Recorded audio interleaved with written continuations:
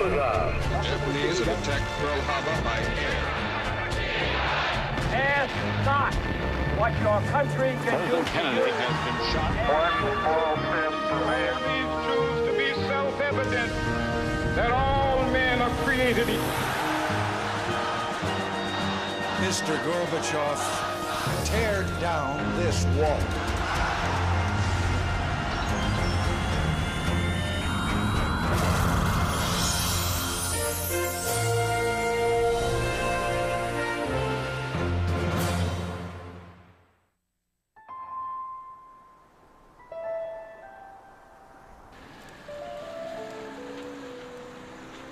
On the first Sunday in December 1941, Americans were doing what Americans did on any normal Sunday.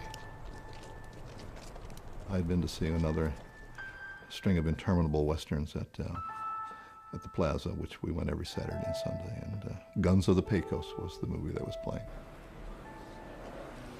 My father and I were in the living room listening to the Giants football game.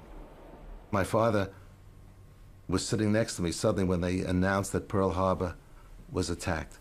We interrupt this program to bring you a special news bulletin. The Japanese have attacked Pearl Harbor by air. I came home to a household that was somber and quiet, and the radio was on, and was told that the Japanese had bombed Pearl Harbor, which I had no idea where it was. I'll tell you what struck my mind. I thought it was somewhere in Oregon.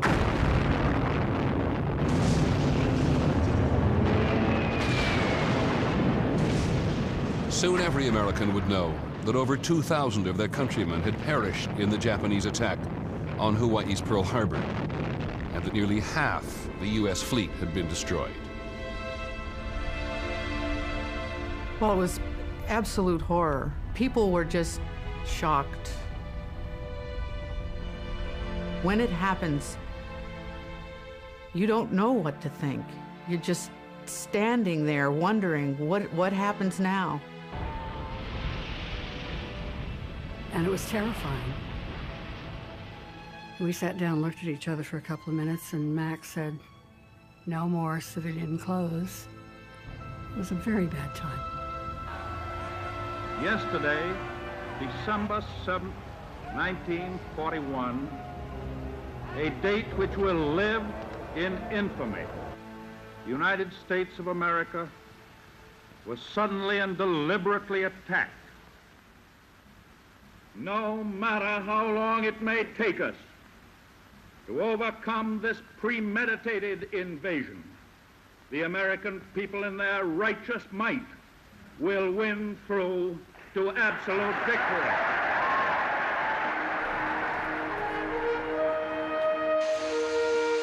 President Roosevelt told an America shocked out of its isolation and innocence that in order to win this war, every man, woman, and child would have to become part of the fight.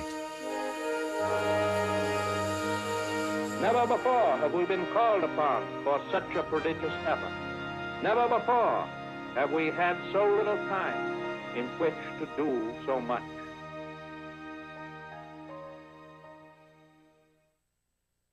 We may forget at the end of the century that America in the early 1940s was far from a superpower.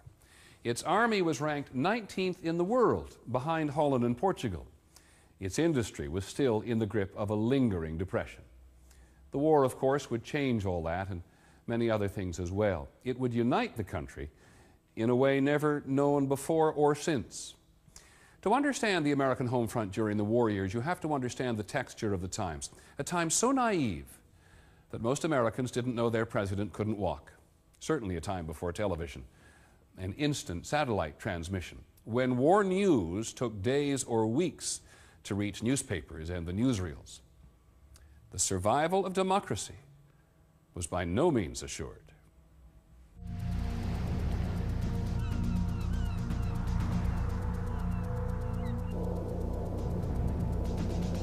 I remember as a young boy, fear of the Japanese, that submarines were going to come up in Santa Monica, and there was a lot of fear then. Just 4 days after the Japanese had attacked Pearl Harbor, Nazi Germany and Fascist Italy declared war on the United States. The world was a very dark place. The German U-boats were sinking tankers right off the coast of Florida and New Jersey, within sight of bathers on the beach. The oceans, which had historically kept America invulnerable, had been penetrated by enemies from both east and west. We had to destroy those people to save ourselves and to save the United States. Then we all rushed off to the recruiting stations. Everybody I knew who was my age or close to it was in the services. If you were brave, you were in the Marine Corps. Everybody was in one thing or another, and almost all of us were in the Army. The Axis had to be defeated, and we knew that nobody was going to do it except us. Yeah, my father went to war, and he was managed a little grocery store, IGA grocery store, and he went to Springfield, Missouri to go through basic training. Volunteers and draftees shed their civilian identities in basic training camps that united grocers from Kansas with mechanics from Monterey and bookkeepers from Brooklyn. Within 6 months, many would be sent to battlefields around the world, leaving behind parents, wives, and children. I really adored my father. I mean, it was I admired him, I loved him, he was a wonderful father. And, the thought of life without him was, unimaginable to me. It was sort of the hand one was dealt, and your father was going to war in a good cause. And I was very proud of him.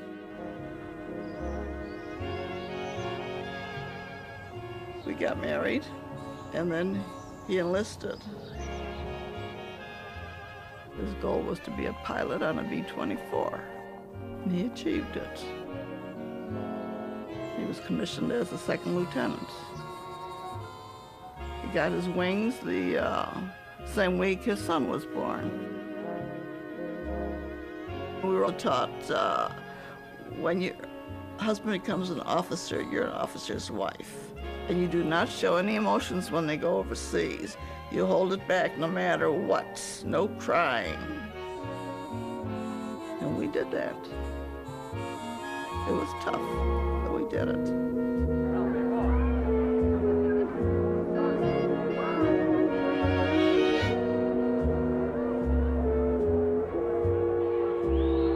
From an army of 300,000 in 1940, American armed forces would swell to 15 million. At the beginning of the war, there was considerable fear that these hastily assembled citizen soldiers could hold their own against a highly trained and heavily equipped enemy. News from the front had not been good. 3 months after Pearl Harbor, the Japanese had inflicted a series of humiliating defeats on an America whose confidence was shaken. On February 23, 1942, the president tried to calm and to rally a frightened nation. This is war. The American people want to know and will be told the general trend of how the war is going. The president had asked every American to follow his speech on a map. I had huge maps on my wall from the backs of newspapers. I marked it with crayon, and I remember putting arrows and X's and circling towns. We Americans have been compelled to yield ground, but we will regain it. I remember his confidence and the tone of his voice and the closeness that you felt to him. He was a beacon of light. Oh boy, when he came on the radio. Soon, we and not our enemies will have the offensive. We, not they, will win the final battle. He had the capacity of moving us with words, of inspiring the country, of lifting the country to do more than it might do otherwise. There is one thought for us here at home to keep uppermost: the fulfillment of our special task of production, uninterrupted production. So make your mind up when you get out of bed. Work your head off so you can keep your head Government films pounded home the fact that America not only had to supply its own troops, but meet the needs of its allies as well. Workers in cities across the country responded. During the war at night, the mills would be going full blast, and the sky would pulse red with the blast furnaces going off. And we were told at school, and we heard on the radio and saw in the newspapers that Pittsburgh was helping to win the war. In Detroit, it took just 9 months to convert the entire capacity of the American automobile industry to war production. They dubbed Detroit as the arsenal of democracy. The plants operated 24 hours a day, around the clock. You had bombers coming off the line every 5 minutes. Work till they almost fall out, then somebody take your place. I was working on the Jeeps. We sprayed the Jeeps with this olive paint. Can you imagine working 18 and 24 hours a day, staying in the shop? You run home and look at your family and run back to the shop again. With existing manpower strapped to the limit, there was another pool of workers ready to be tapped. Factory owners were very reluctant to hire women. They argued they'll never learn how to operate these complex machines, and if they come onto the assembly line, they'll distract the men, productivity will go way down, and besides, they shouldn't leave their homes. It'll be the end of the home and the family. But then by about 1942 or 1943, when so many men were in the armed forces, they had to turn to women. So suddenly the whole attitude toward women coming to work changed.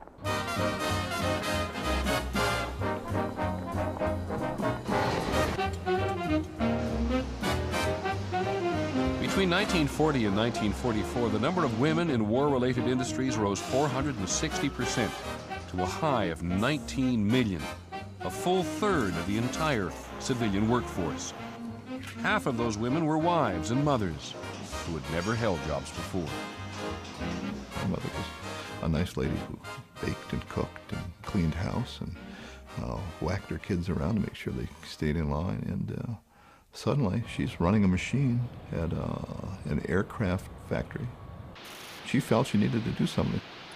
I think there was an underlying, unexpressed kind of patriotism, not the kind that waves flags, but it was the kind that loved our lives, that loved our country, and we all worked for one reason, to get those airplanes in the sky. In Boeing's Seattle plant, half the workers were women. In just 4 years, they turned out over 12,000 B-17 bombers. They call it the Flying Fortress. Most awesome plane. Oh, what a feeling of accomplishment. Even if you only did the riveting and on part of it, they couldn't have done it without you. I became an ABS welder, top of the line. I wore a leather suit. I had a helmet with glasses through it. I pulled this down and I could see through the glass in the helmet. I had a acetylene torch to join pieces of steel together. I was determined that I was going to build ships to show Japan that we would hit back.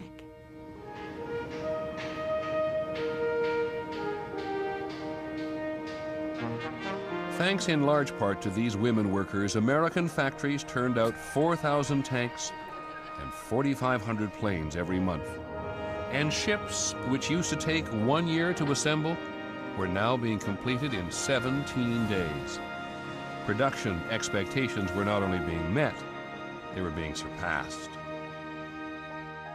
The war years at home, said First Lady Eleanor Roosevelt, were no ordinary time, and no time for weighing anything except what we can best do for the country. Beyond the sacrifices, large and small, being asked of every American, the social fallout from the war's demand for men and material would change America forever. The American family would be restructured as mothers now left their homes and children to do their part on the nation's assembly lines. There was this thing called the war effort, and it took on a life of its own. You had to be doing something for the war effort. Lights out up there! My father was an air raid warden, and when Patrick Joseph Shine, said on Leicester Street in his rich Irish tenor voice, "Lights out." The damn lights went out all over the neighborhood.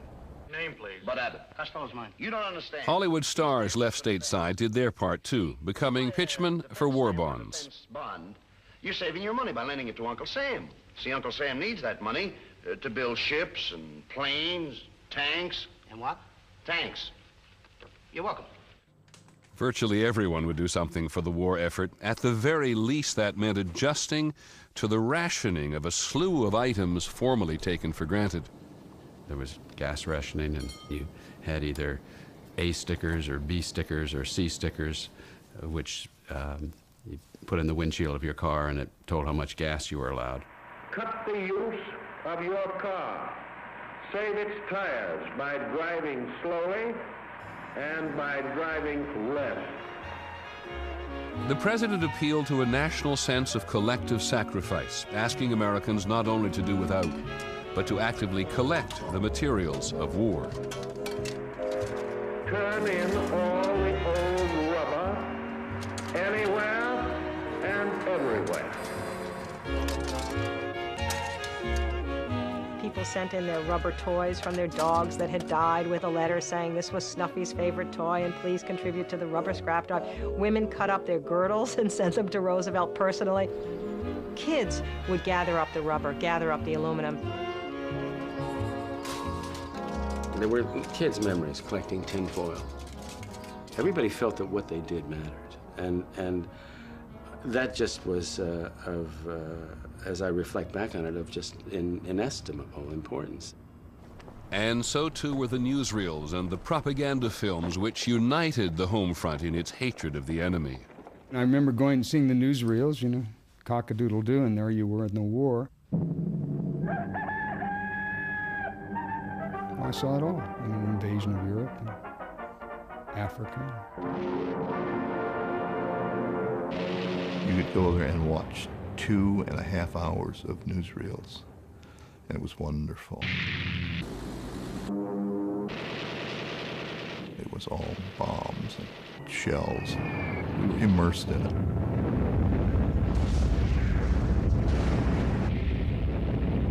You had to hate the enemy. I mean, the Germans were despicable. The Japanese were indefensibly horrible. Or the soldiers of Japan, who tossed Chinese babies on their bayonets, slaughtered the Chinese people. We knew that unless we were vigilant, it could happen to us.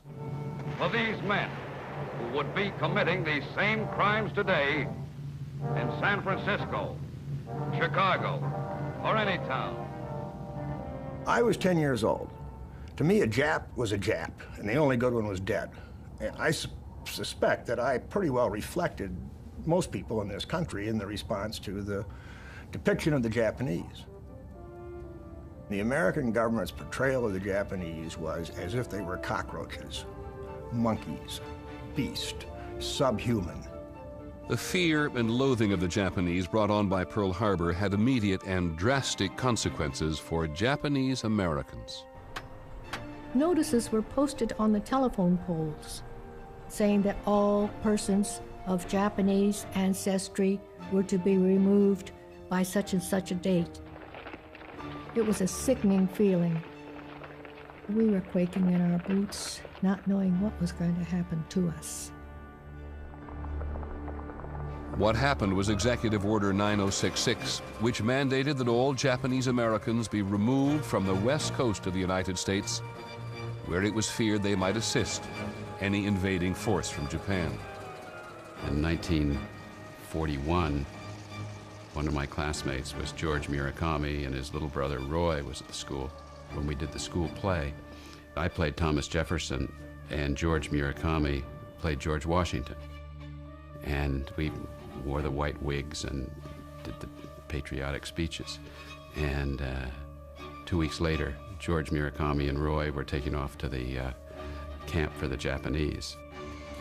Some 120,000 Japanese Americans were taken from their homes and businesses and sent by rail to 10 internment camps around the country.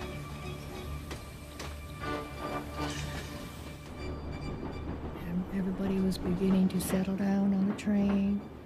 And all of a sudden, I saw my dad, and he is a very unemotional man, a gentleman.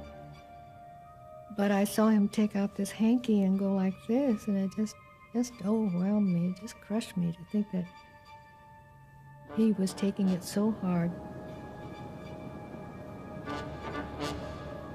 It was called Heart Mountain, Wyoming, and that was our camp. It had barbed wire all around, and those camps, desolate, and no sign of any beauty, life, green, anything at all. It was just total absence of everything.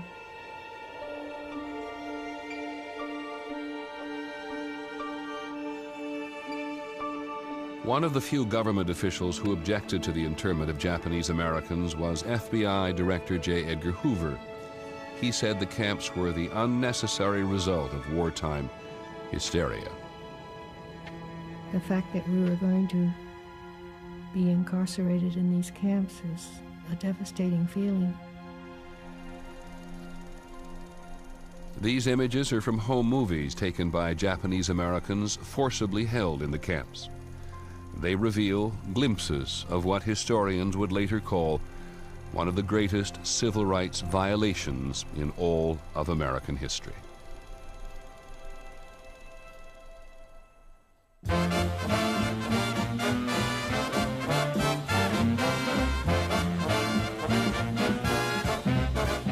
While defense plants were running around the clock during the war, so were the USO dance halls.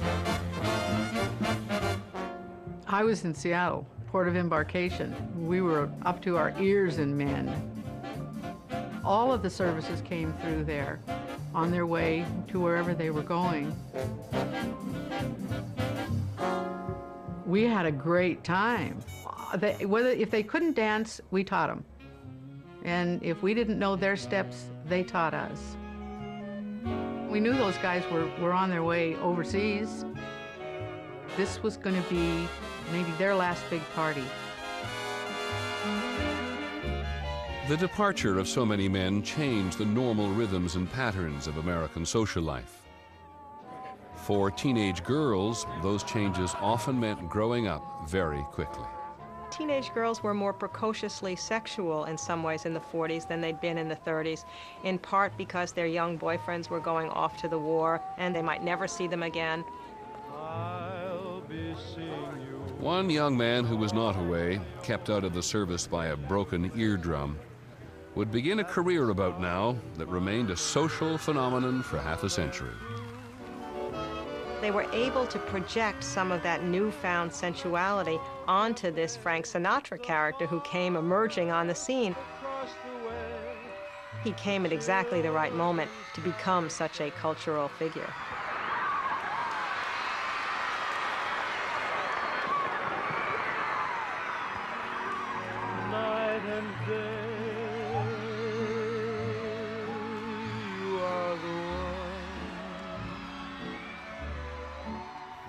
He was an idol.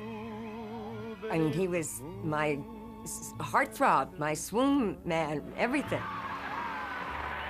I was a true Bobby Sox screamer.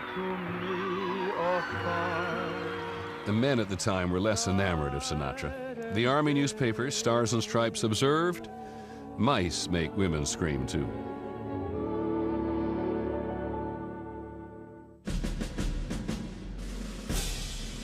For young boys, on the home front, all the heroes were in uniform.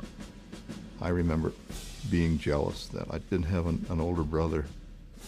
And I remember seeing these kids come to school with patches on their jackets that their brothers had sent them, and souvenirs that they had sent from overseas. And I thought, God, I felt deprived because I didn't have an older brother who would send me patches and send me souvenirs and send me a German helmet. We lived for the war movies. I mean, we fought that war in the East End Theater and the Plaza Theater and the Lakewood Theater. We'd go to Saturday serials, and at that time, there were a lot of war movies, like Wake Island. On December 7th, they struck by the thousands from land, from the sea. Anything from So Proudly We Hail to the Purple Heart to Operation Burma. We got fired up in the movies. I remember once during a movie called Bataan. We were losing badly. I think Robert Taylor was trying to hold Japanese back and couldn't.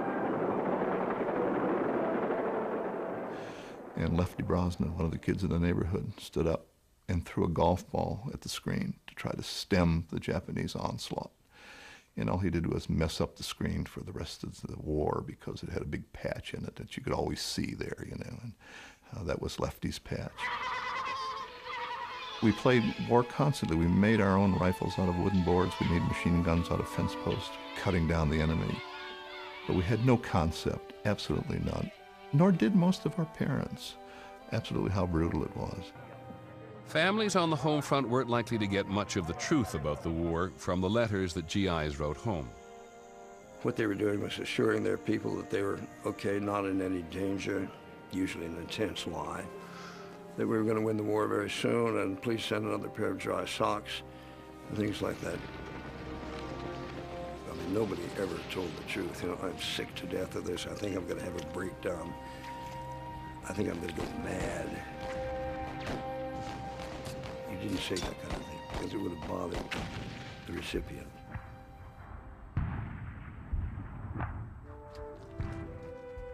American soldiers were fighting and dying on 3 continents.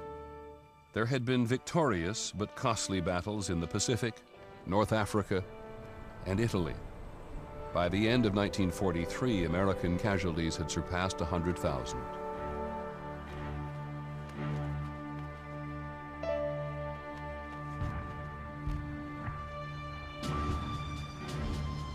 People with fathers or brothers or sons in combat were always conscious that someday that knock on the door and the Western Union man would be there with a telegram,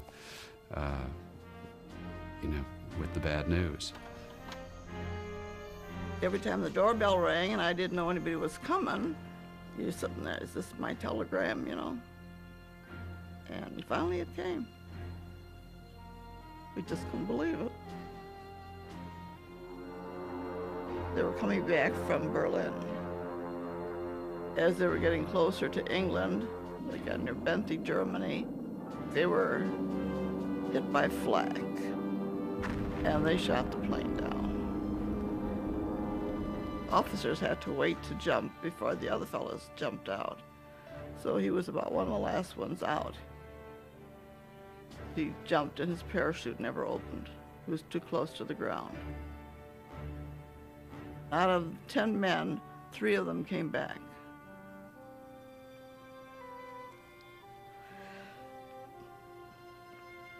My whole world ended.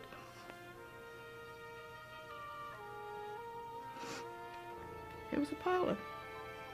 We were proud of him. I still am. This was increasingly familiar on the home front. The gold stars placed in the windows of families who had lost a loved one. The realization that this was not fun anymore came to us when the kids from the neighborhood started dying in the war. 2 brothers of 2 of my classmates died in that war, and Jack Callahan being one, and Jimmy Warkomsky being the other.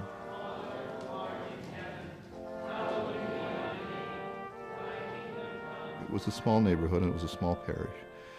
So then I found myself being thankful that I didn't have a brother who was at risk, who, you know, that I wouldn't have to sit with my mother while she wept in church while they played taps and folded the flag and gave it to her.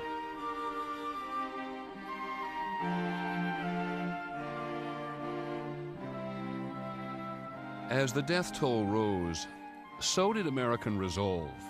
With the fighting entering its 3rd year, the home front was anxious for a deciding battle, one that would end the war and stop the killing.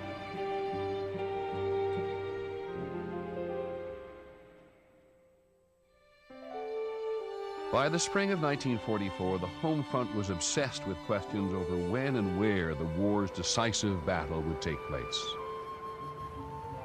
I remember my great uncles, and they all were wheat farmers. There were 10 of them. And I remember them all coming and being around literally the apple barrel and eating pickles and having toothpicks and having a map of the war and figuring what the next move is going to be. Those were big meetings. The next move, under the direction of General Dwight David Eisenhower, would be the largest military operation in U.S. history.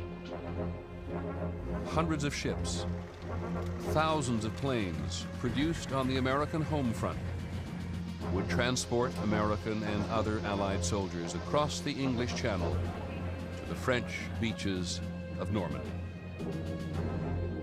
The invasion the world had been waiting for began in the quiet early hours of June the 6th, 1944.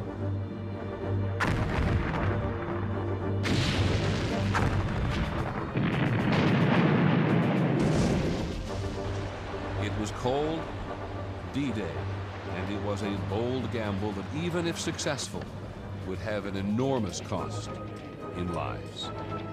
Almighty God, our sons, pride of our nation, this day have set upon a mighty endeavor. Lead them straight and true. It was a wonderful moment of national unity when Franklin Roosevelt read a prayer that had been printed in the afternoon editions of the newspaper so people could pray along with him. The impulse to pray was just overwhelming. The churches were filled from sea to shining sea, from the Gulf of Mexico to the Arctic Ocean. The church bells clanged and the people were in the pews praying. Oh, it was a very big event.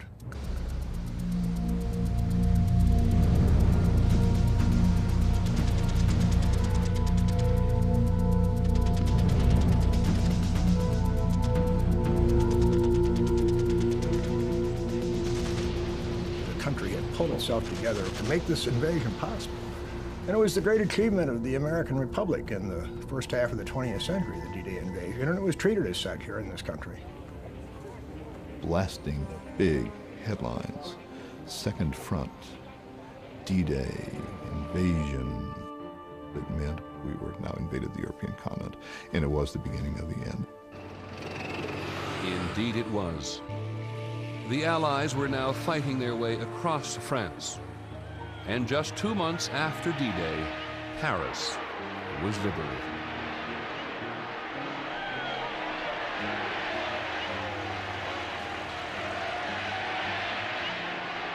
With national spirits lifted, FDR, who'd already won an unprecedented third term, began campaigning for yet a fourth. I don't want to exaggerate the amount that we depended upon Roosevelt, but from a child's point of view, he was very much a part of the celestial furniture. There was God at the top level, and then Roosevelt. The coming election temporarily distracted Americans from events overseas. Republican opponents spread rumors of Roosevelt's failing health. But when he answered charges that he'd sent a Navy cruiser to retrieve his dog, Roosevelt seemed in top form. These Republican leaders have not been content with attacks on me, or on my wife, or on my sons. No, not content with that. They now include my little dog, Fallon.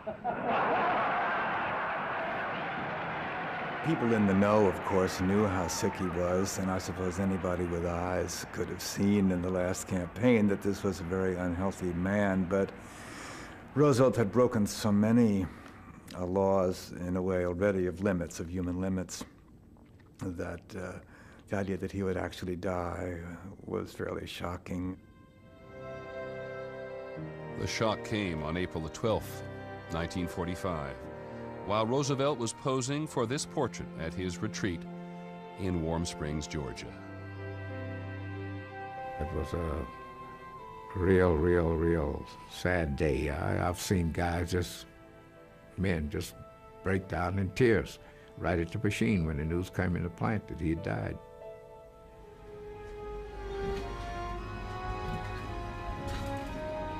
You could see the impact that his life had made on the American people when that famous train ride took place from Warm Springs, Georgia to Washington, D.C. Hundreds of thousands of people came out just to watch his body go by on the train, simply as a tribute to the fact that this man had been their leader through the two greatest crises of their lives, the Depression and then the war itself.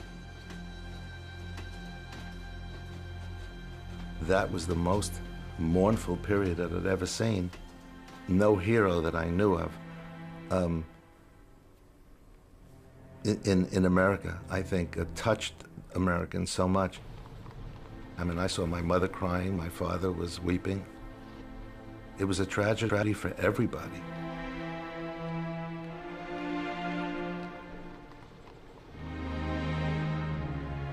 When Franklin Roosevelt died, it was as if the presidency had died because we had never known another president. He'd been president all my life and just assumed he would always be president. It was shattering.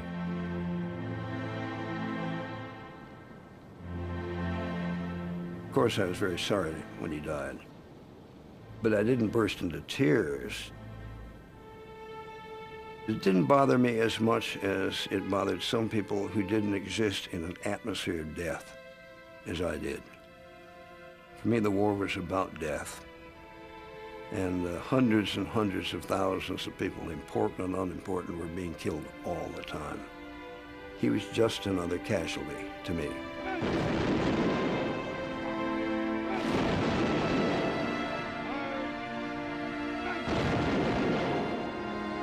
The weighty burdens and responsibilities of the presidency fell to Harry Truman, who had been vice president for only 82 days. To stunned and confused Americans who thought of Roosevelt as a father, the new president was at best a distant uncle. I wish that Franklin D. Roosevelt had lived to see this day. Truman had a chance to inspire some confidence when, less than a month after Roosevelt died, he announced Germany's surrender. Much remains to be done. The victory won in the West must now be won in the East. A series of valiant American victories seemed to promise that the end might finally be near.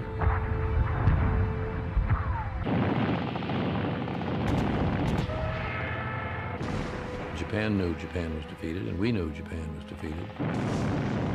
The question was, would they surrender? And the Japanese did not surrender.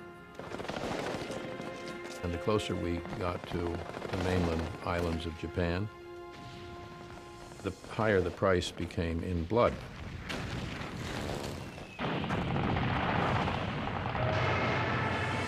Suicidal kamikaze attacks suggested to Americans that the enemy would fight until the bitter end.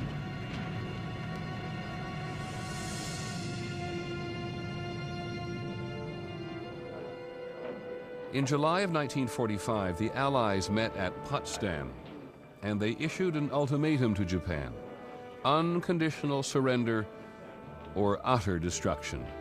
As they spoke, millions of troops were gathering for the final assault on the Japanese homeland.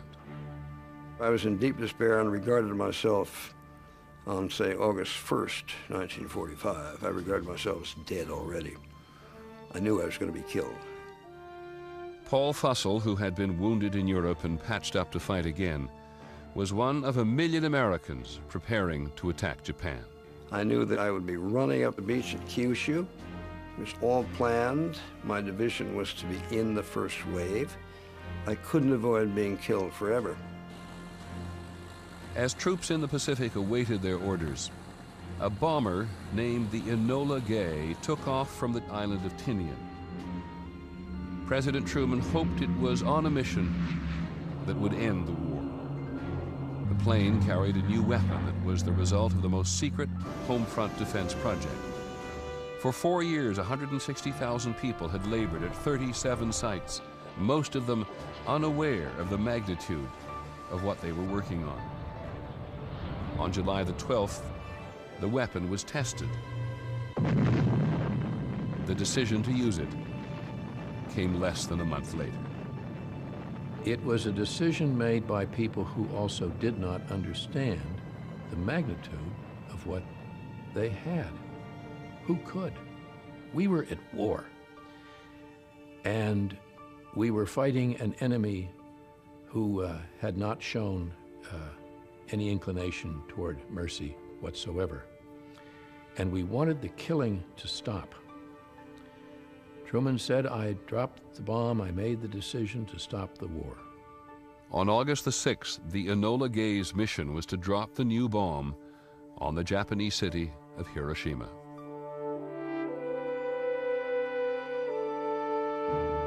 I remember hearing on the radio that an atom bomb had been dropped. And in my head, I spelled it A-D-A-M and wondered, what is this atom bomb, and why is it so powerful? The world had never seen anything like it. A single bomb that could level an entire city. 3 days later, a second atom bomb was dropped on Nagasaki. The almost inconceivable idea of Japanese surrender was now suddenly at hand.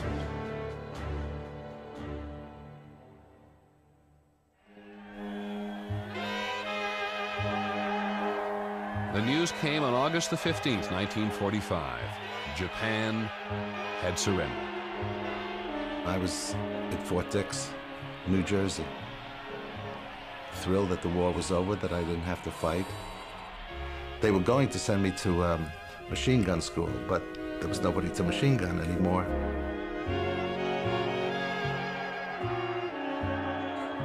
It was awesome. It was crazy. Everyone was screaming and laughing and yelling, and it was wonderful. War was over. Done. Finished. We won. We were so happy. I had to retire to my little tent, close the curtain, and just sit there and cry for several hours. Very powerful emotional feeling to be redeemed from certain death into life again.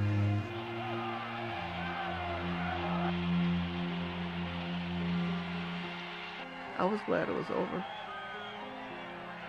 I didn't go downtown or anything like that.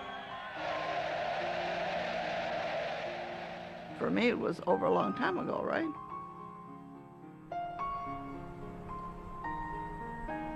$292,000 Americans paid for democracy's victory with their lives. The 11 million veterans who did return came home to an America seemingly untouched by war, except for one thing. America's pre-war innocence and naivete had disappeared. The day that the Japanese surrendered, I remember going next to our next-door neighbors, Mrs. Lucido, and I said, Mrs. Lucido, the war's over, the Japanese have surrendered. And she threw open the kitchen window and said, yeah, the next one will be with Russia. Closed the window, and that was the conversation.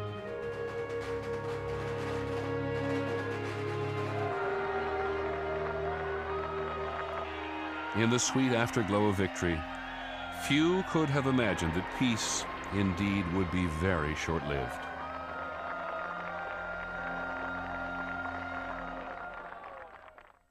America's returning veterans and their families would forge a prosperity the likes of which the world had never seen.